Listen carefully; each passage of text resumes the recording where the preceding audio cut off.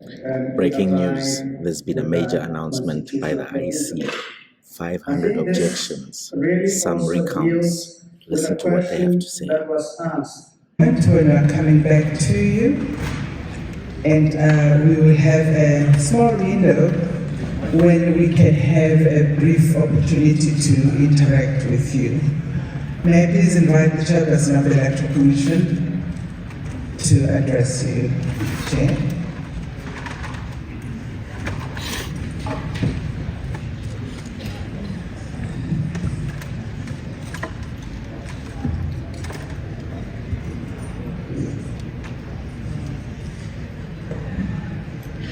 Yeah, thank you. Fellow South Africans, good evening. When we spoke earlier this afternoon, we promised to keep you updated on every step of the results processing period that we are going through. We are here to fulfill our undertaking to you. As you are well aware, South Africans are anxious that we complete this work and set them free to know the final outcomes of the elections. However, the completion of the capturing of the results does not mean that once we are done, the results are final.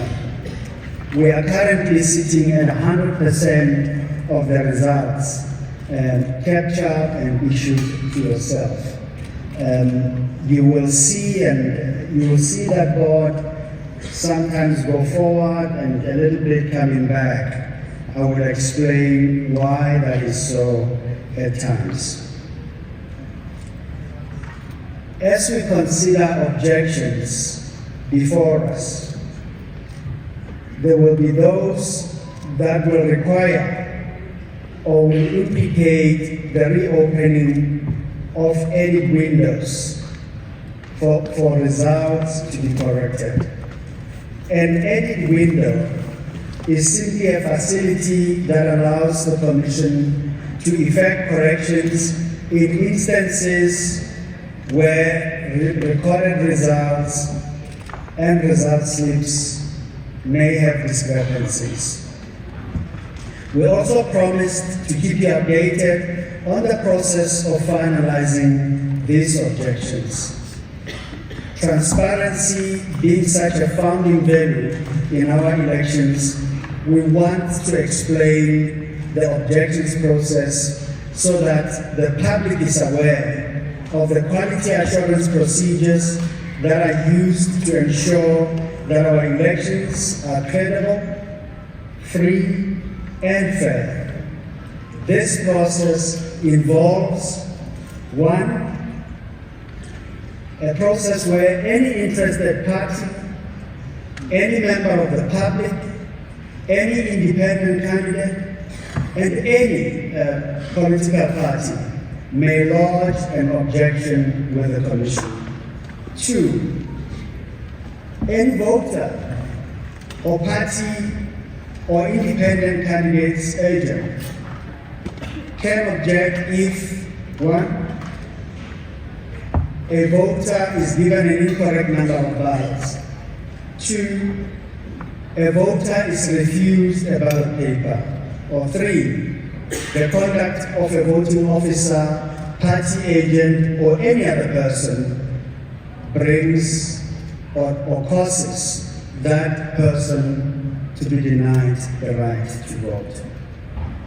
Party agents and candidates can also object to any irregularity or inaccuracies in the verification procedure, or the sorting of ballot papers, or the counting of those votes, or the determination of the results. Since our last briefing earlier this afternoon, the Commission wishes to bring to your attention that it has received 579 objections. And I say objections in quotes because I will I will share with you the general themes of the things that are included in the tally, the 579 tally. This number, the 579, may increase a little because there may be others that we may have to work on. As a matter of fact, at the time that we were preparing to come here, all of those submissions that were given until 6 were still going to be compiled, and we will update you on them. But we'll ask, what are the general themes encapsulated in those that we have considered this far? There are generally 6 themes we have noticed from the ones that we have.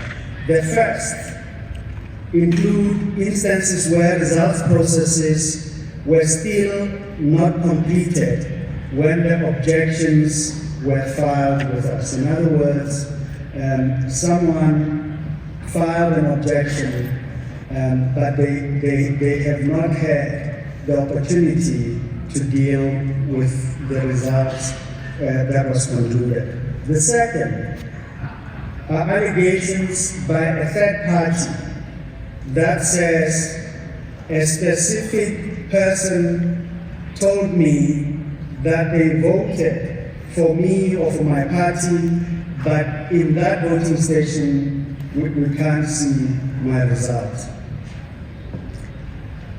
Thirdly, there are allegations under oath by a voter that his or her vote or votes did not reflect in a particular station, and where such a voter has in fact provided a basis for the Commission to assess his or her claim. Fourth, there are people asking about seat allocation and saying, what are the kind of things you're going to consider when you do seat allocations?